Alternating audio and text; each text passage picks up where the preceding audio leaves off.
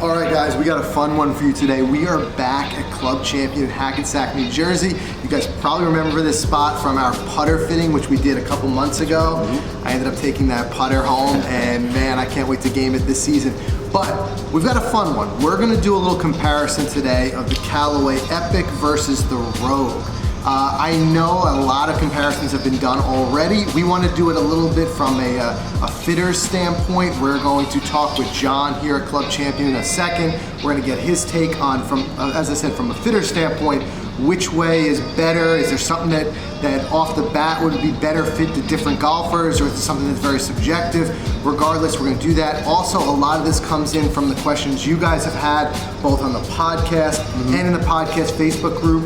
We've had a lot of chatter because any way you slice it, these have been two of some of the hottest drivers that have been on the market. One thing definitely want to disclaim, this is not a paid sponsorship in any way. It's just something that sparked our interest. We want to get down here and hit both of them. Neither one of us play these clubs right now, so I want to see, it's going to be new to us as well. We're going to learn as we go. We're going to talk about some of the differences. But Mike, like right off the bat, holding these in your hand, you got any quick first initial thoughts or what? Well, you could tell right away that the Rogue is a bigger club. I mean, the biggest thing for me coming into this was, as a mid-level handicapper, walking into the store, seeing two very popular drivers at the same price tag for my game, I want to know which one do I walk away with and why.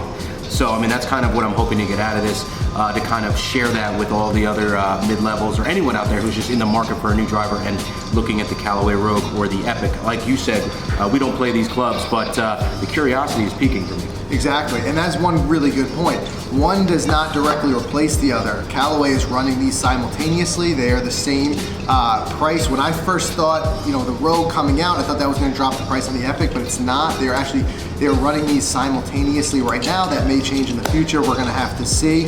A couple of differences, and we'll have John, who knows a lot more about these clubs. He's going to tell us about the clubs in general, but one thing you can see off the bat, you've got the adjustability on the Epic, which is no longer there with the Rogue, but they've got the weight back there in screw form, but you can see the footprint too.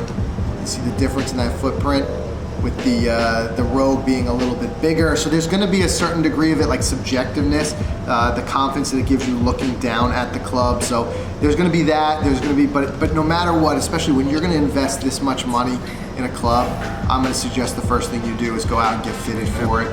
Don't just base it off of what you've heard or whatever it may be.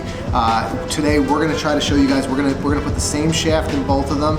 We're going to hit them both, and we're going to compare the numbers. Remember, we're mid-level handicappers. We're not pros, so we want to do this because chances are our swing is very similar to what a lot of you guys out there are. So we're gonna do it, we're gonna see what the numbers are, see what's best for us. It might be different, it might be the same, but I'm interested to find out. So let's go check it out.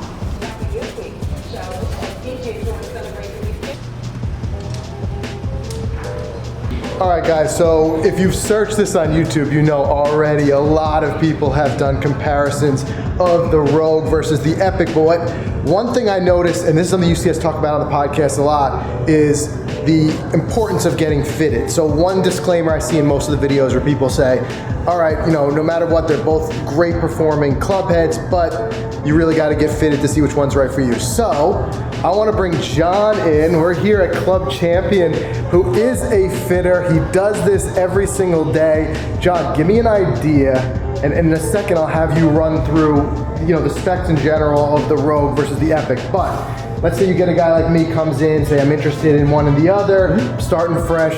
Where do we begin so you start to know to gear me towards one or the other if you're fitting me to that? So a lot of times what we'll do from a fitting standpoint is we'll have you kind of use your gamer to see what head would work a little better. If we're in need of a little bit more club head speed, what type of forgiveness we're really looking for.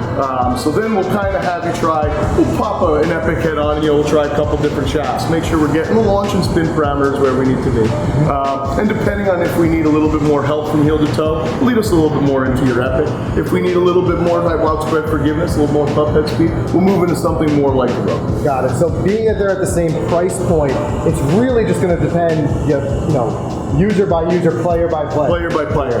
You know, not everybody's going to fit into an Epic, not everybody's going to fit into a Rogue. I mean, that's the benefits of getting fit. Seeing comparisons of what your 5 shots to 5 shots are, miss-hit windows, things of that nature. That makes a lot of sense. So if you got a preconceived notion in your head, I mean, maybe the look at a dress or something like that might give you a little bit more confidence. But that said, I mean, it's just because the Rogue is newer, it doesn't necessarily make it better. Doesn't necessarily make it better. I mean, we've had a lot of guys come in here, you know, wanting to hit the Rogue, newer club heads, things like that. But from a technology standpoint, your Epic is on par with what your Rogue is. So it's really a one-to-one basis. There it is. So get fitted, give it a try. All right, so the differences that you're going to have between your Epics and your Rogues is you're really going to have very similar Jailbreak technology. So what the Jailbreak technology is really going to offer for you is it's just going to offer you a little bit more ball speed on center face hits, but also increase that area to make sure heel toe misses are also going to generate that ball speed. Main differences you are going to have between the two heads is when we take the Rogue and the Epic, you're going to notice that the Epic is going to have a 17-gram weight that we're going to be able to move towards the heel or towards the toe, depending on if a player has a certain bigger miss, a pull, a push. This way, aerodynamically, that head will either come around, that toe will come around a little quicker, or it'll hold it off a little bit more. Head design, you're looking at both still 460cc heads. Your Rogue head is going to be just a touch lighter. They did use a Boeing system, so now your aerodynamic, your leading edge cuts through a little faster, so it generates a little bit more club head speed for each individual player. All right, so what we're gonna do is just take a couple swings with each. We got it set up with a standard shaft, 10.5 degree. Mike's gonna go first, let's do it. Let's start here. 5 of these bad boys.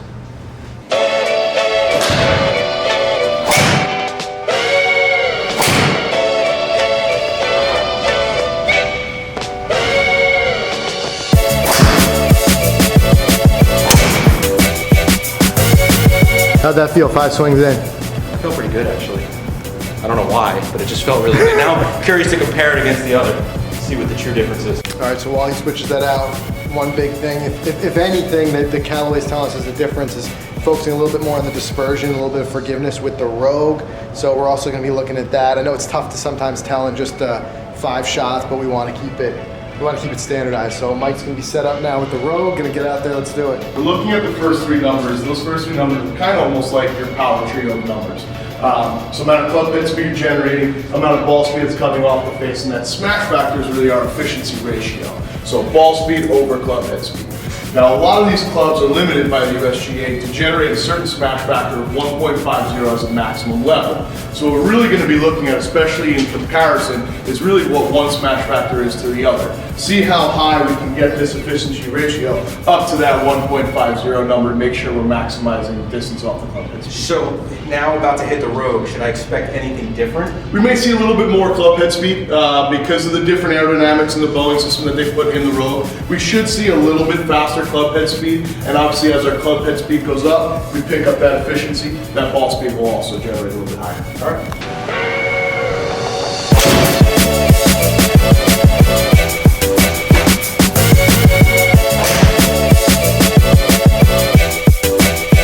Rogue being lighter, especially when you go through the fitting process, a lot of what we'll look at too is differences and changes of our attack angles, club paths, things like that. So an actual heavier swing weight, we can see that we were swinging the Rogue a little bit faster on average, but with a little bit heavier club head, it kind of steepened out your attack angle a little bit. So what happened was, I mean, obviously you're going to get a little bit more of a penetrating flight. You're not going to get down as much on it. So our revolutions in backspin, especially when you break down a lot of your misses, you're really going to see a lot more higher spin besides the one that we just kind of missed on the Epic. You pull that one away, we notice drastically that spin rate is going to decrease a fair amount. Rogue is actually going to spin 500 RPMs higher than what that Epic gave you. So that's going to turn into obviously a little bit more distance, a little bit more roll after your carry. So hey, from one-on-one comparison, I mean, a difference of 22 yards from head-to-head is pretty big. Yep. All right, so here's Mike's numbers. We've got the Epic on top, Rogue on the bottom.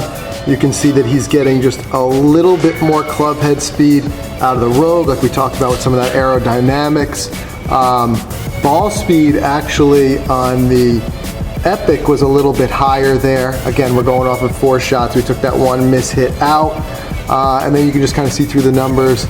Spin rate, as I said, 500 RPMs higher on average with the Rogue. And then Mike, how'd you feel about like the general dispersion on that? I mean, I felt it just, the Rogue didn't feel as good. I mean, I'm trying to still, I might want to do it again just to see why. You know, I mean, it did feel lighter. Maybe that's the reason why. Maybe I need to play a heavier driver, so. I don't know, I'm curious to see what happens with you. Yeah. I'm starting with the Epic, take 5 cuts, and see how this goes.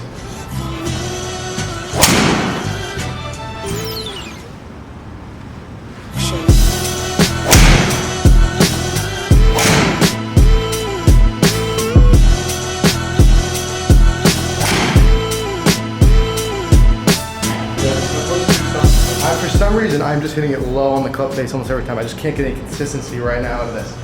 There could be a reason for that. We'll see when we compare it against the Rogue. Yep. All right, I'm gonna tee it up with the Rogue. Wasn't feeling it right off the bat with the Epic. Let's see if that makes a difference with the Rogue.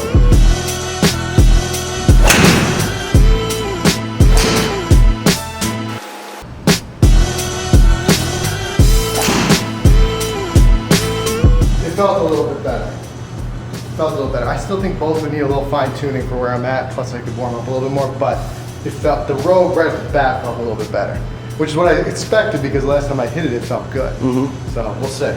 So when we look at these numbers, what's funny is between Mike and Frank, you know, very different club paths, very different attack angles. So we can see that Frank is a little bit more hitting up on the ball rather than Mike being a little bit more of the descending blow. So a little bit lighter weight. When we look at these attack angles, we're going to see, you know, Frank is going to be hitting up on the ball a little bit more. So our launch angle is a little bit higher, spin rate's going to be a little bit lower, which is really what's going to maximize our distance. Plus, we are getting a little bit better efficiency off of that Rogue. So same here for me. I had 1 miss hit on each. We've taken that out, so we've gotten to we got 5 here. We could take 1 out, 1 miss hit out. We'll compare 4 against 4 here. I'm gonna show you guys these numbers. All right, so just quickly taking you through. Distance-wise, this is actually pretty much my average. I'm usually about 250 off the tee. I'm not a big big off the tee. Got a little bit more here with the Rogue, as we talked about the attack angle. Where I'm coming up a little bit more, about 2 degrees more on the Rogue versus the Epic. Swing speed, very similar. I actually had a little bit more swing speed with the Epic.